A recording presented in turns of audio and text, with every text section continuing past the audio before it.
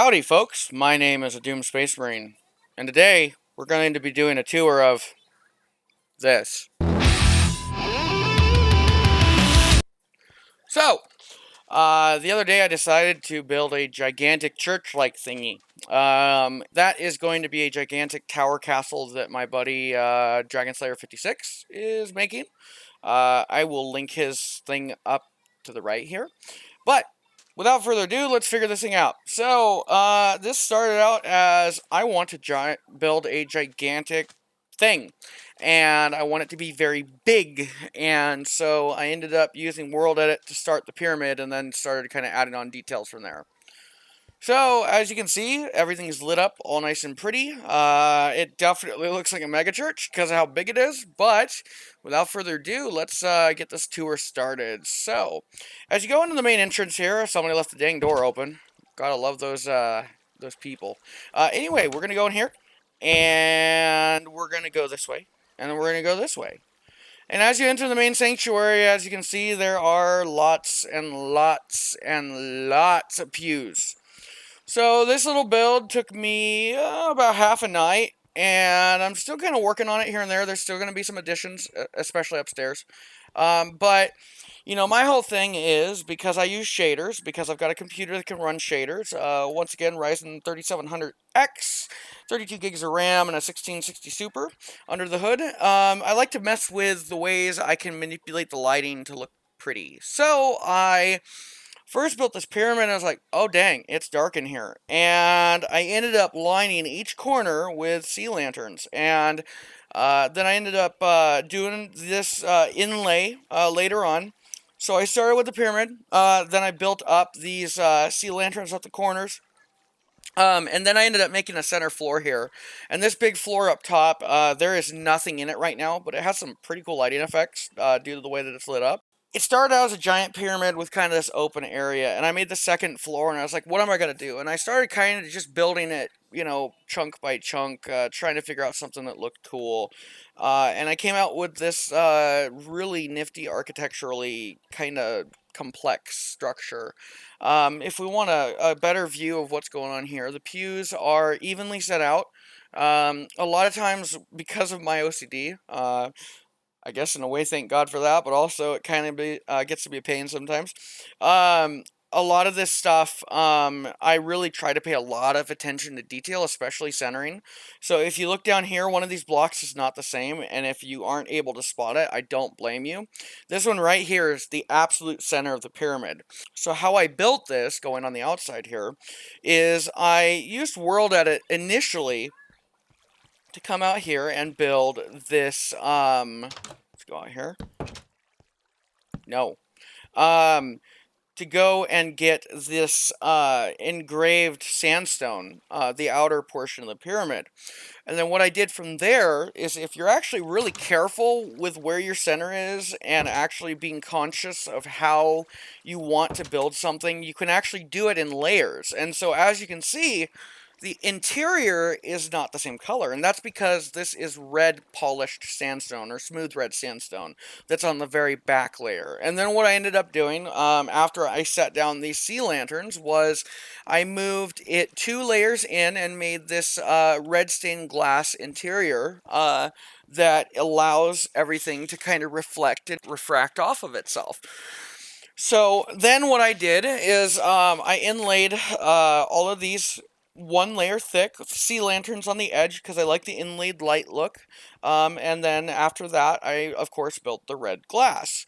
So the floor here, interesting building procedure, pretty simple. If you have WorldEdit, you have this feature called Stack. And what Stack allows you to do is, let me get into the HUD here. Let's just like quickly delete this item from my HUD. And if we go and we type in wand with 2 slashes, because I've had people asking me, like, how did you build this, dude? So this allows you to select a primary position and a secondary position. And so what I would do for this floor is I would take this back corner red sandstone, after laying the first two layers of the checkerboard, so the sandstone on top with a sea lantern below glass, and just kept that pattern going in a checkerboard.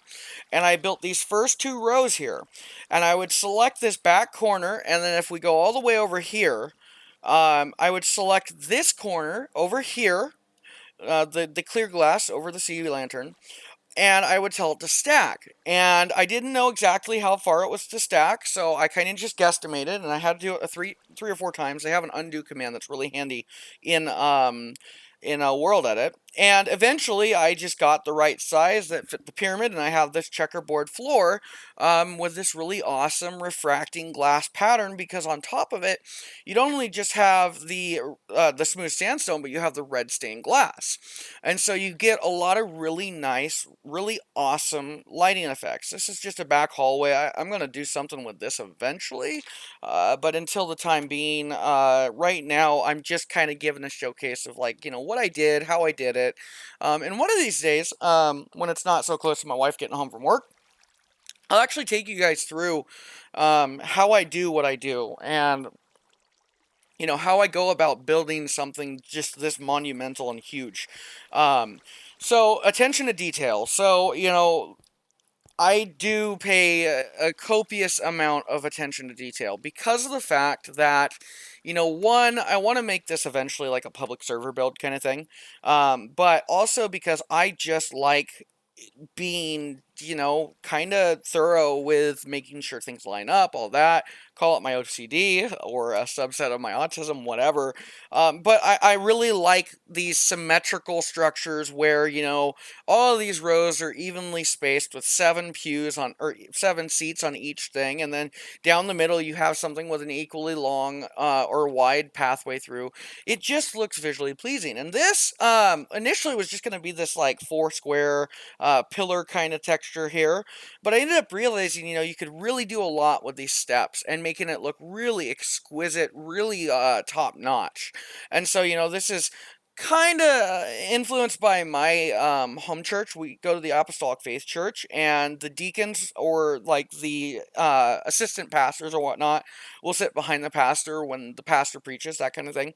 And I ended up making this just because I wanted to. It looks cool. It's I honestly am really, really pleased with how this turned out. It's gorgeous, and it's interesting because, like, the lighting effects really plays with you. You got this dark red glow through this whole place, and I'm wondering if it's daytime yet, because that will really kind of exemplify. Oh, that happens when you use the wand tool on a door. So let's not do that. It is nighttime still, just turning dawn. But as you can see, I lit the cross up top. Now let's really get in here.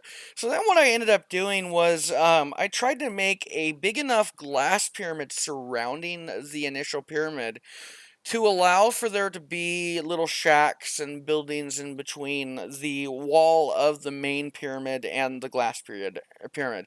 In short, this is going to be a desert monastery once this thing's finished up. And the glass pyramid, it was just super stupid simple. You go in, actually let me demonstrate really quick. So if we get off this camera mode where we don't have the HUD, and we go down here, and I'm just going to make a really, really quick kind of like simple example. WorldEdit makes building that portion of it really, really easy. And here's why. So if I select a spot like right here where I'm standing, and I double slash this, and I go, this is exactly how I did it, pyramid, and we go and we make it hollow so it doesn't make us glitch out when we get into it. Let's get that H there. And let's just make it out of, well, just for a good example, let's make it out of glass. And then what you do is you select your radius. So it's not your diameter, it's not your full width of your circle or whatever shape you're making. It is half of that. And so if I want to make one that's like, say, 6 wide, then you do a 3. And what you end up with, if I can get in the spectator here, is a little glass pyramid. It's that simple to build that part of the structure. Which, to that end, that's one of the reasons why WorldEdit is just that helpful. And if you want to even be more efficient than what I was just doing, all you gotta do is do this. Undo. Bingo. Um, So that's how. Ooh, the sun is rising. Oh boy. I ended up doing the actual outer work. The cross itself was built block by block. And a lot of. So let me get over here really quick. All of this on the outside of it, every bit of these little sub buildings, the deck, all of that was entirely built block by block. And so, what it allows me to do is really get a foundation to build around, and then I can actually start, adding stuff like doorways and fine details and, substructures and all that stuff. Interestingly enough, I'm actually working on this still, so it's a major work in progress. There's still a lot to be done. It looks finished, it is far from finished. And the main reason why, so now going into the tour of the place, of course, we have the pews here. These are just simple, I believe, polished diorite stairs.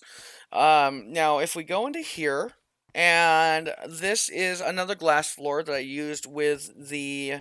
Actually, I built this one by hand, and this took a while. So this one's the same concept as this, except the top layer is all glass, and the bottom layer is kind of that first initial pyramiding that we did in the first place. So continuing on, so this is the stage. This is where, like, people that play instruments, that kind of thing, are going to be staged to do worship and whatnot. Now, I have a very visible ladder here, but if you're back here, back on the back of the stage, you can barely even notice that those are there. And the reason why I have that is because I ended up putting in like a whole 5 blocks of water underneath this, because I wanted the land around it to have little water inlays and whatnot. Let me see if I can get down this ladder really quick. And this is a cool effect in and of itself, but this is what happens when you box off that water and you have lights. This is the floor. So that first layer is just sea lanterns. And what I'm planning to do with this is I'm actually planning on running a bunch of different tunnels around over time that go around this little closed area as like offices, stuff like that. But I also actually intend to burrow down perhaps even deeper. Let's see how much room we actually have if we get into spectator here. This will really give us some eyes open. So eventually I'm going to tie it down into, if you can see all this right angulature on all of these tunnels down here. This I found out just by looking underneath. When I build things, I generally look around and see what's under them.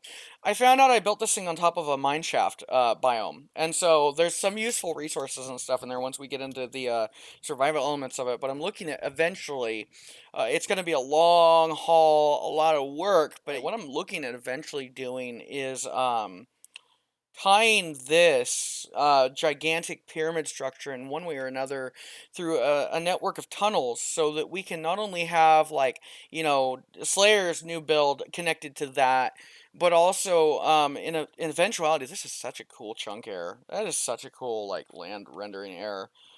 Probably gonna build something around that. Gonna be straight with that. And look at this desert biome. It just cuts off at a right angle, kind of like the water over here. Like right over here, there's just like this straight stretch of water. But I'll end up tying it into our main glass dome. And that will come in time. Now, carrying forward, let's get back over here really quick. And continue and finish this little tour over here. But yeah, so eventually, that under portion is going to have tunnel systems that lead to, other portions. What I actually may end up doing is putting a teleporter hub in the basement of each structure, so you can just go from there. So anyway, let's go back in here and actually do like a physical walkthrough now. Make it a little easier. To just show off kind of what's going on here. So going back into the church, I made this little entryway. It's got this little window with a front door. Kind of makes it look like there's 3 doors, but there's technically not. You go into the church here. This is the main sanctuary. You've got the stage with this elaborate. This is actually up here the same exact methodology I was using for the tiling, except I don't know. I did use red stained glass. So yeah, it's the same exact kind of concept as the flooring, and it adds a lot of texture to it. It kind of looks really awesome in my opinion. And you go up these stairways, and this will take you into, this is just stuff that I kind of filled in randomly in a pattern. It's the same on both sides, but I just was trying to make it look a little more elaborate than just sea lanterns walking all the way down this path. Now you come up here to the main lectern, and you are greeted by this area of, let me get up here really quick, and am I in survival mode? Here, let's go into creative. And you've got this pattern on the floor. It kind of almost looks like an angel almost. And here you have the 4 chairs, and you've got the lectern. And that's the view from down there. Eventually, I'm going to also probably work on making this into like a roleplay server. So the reason why these structures have like actual real life correlations, like the reactor room, which I'll show you in the next video, has like a cooling and all that stuff, is so that people can roleplay effectively. This room's really cool. I mean, I wanted to build like a bunch of like housing areas in this, but I almost want to just leave this the way it is and put like this prayer altar in the middle of it, because this room, I mean, the downside to that is that we don't have enough light in here. And the problem with not having enough light in here is that we are going to have enemy spawns. And unless your client light is actually above 8, you're going to have enemy spawns. Bottom line. No way around it. And so I'm looking at maybe potentially turning this particular server into a creation building server entirely, no survival, that kind of thing. Doesn't mean I'm not going to fart around on survival now and then, but like, yeah. I actually got, so if we, oh, I can't demonstrate it because I'm on an actual game capture mode, but my wallpaper right now is literally that right there.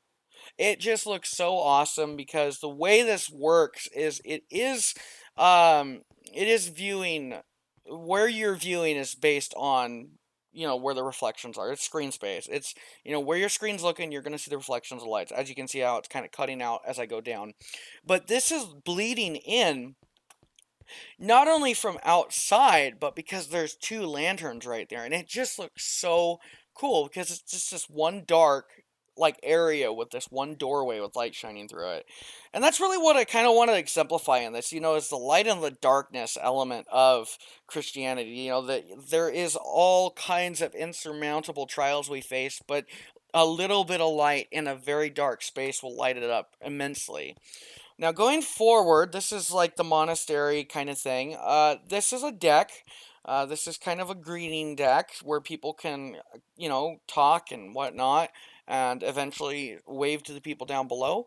And I made this pathway that goes up the slope of the pyramid that will lead to the cross up here. And that's just kind of a symbolic kind of prayer altar kind of thing, come into the journey of the cross, come up to the steps, and lay down your burdens there, that kind of thing. The cross itself was hollow.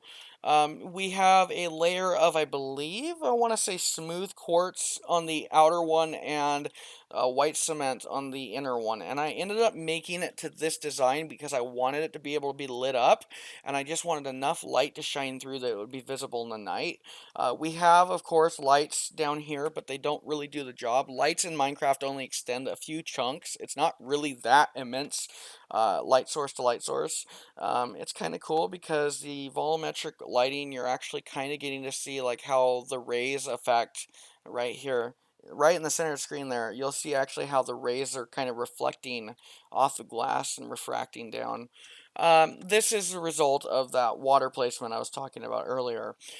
So yeah, these are just, this is just one example of kind of the stuff I like to do. And a lot of it does revolve around shaders. I am aware that not everybody is able to run shaders. I know that they are extremely taxing, even on some of the better computers out there. But I really made this in that kind of mindset. I want somebody to step foot in the server that has RTX capabilities, which, you know, Certainly, over this next couple of years, I believe is going to become a lot more accessible to the generalized market, especially as the hardware gets more simple to manufacture and it becomes less costly to put that type of features into a GPU. I'm hoping that, over time, we're going to see entry-level graphics cards with ray tracing, especially as the mainstream console culture is now adopting that. You see Xbox and PS5 both coming out of the box with RDNA 2 ray tracing enabled. So yeah, I mean, we are just kind of sitting and waiting, me and Dragon Slayer, and we're building this stuff to however we see fit. And I'm kind of that person that's building it to the specifications that if you've got ray tracing on or you got shaders, it's going to look absolutely spectacular. But yeah, this has been a Doom Space Marine, and I am going to leave you guys here. Be sure to check in every now and then. I try and upload every week. I'm going to try and start doing a semi-daily basis if I can. As we watch this moonrise come in, let me remind you that if you like this stuff, be sure to hit that like button and subscribe and show your support in any way you can. I'm going to shoot you guys once more on the right a little tab over to Dragon Slayer's channel. He's been doing a lot of Bed Wars stuff. He's an entertaining guy. He's awesome. But yes, this is a Doom Space Marine wishing you all a well and safe rest of your October and a happy Thanksgiving as that is coming close. Good night.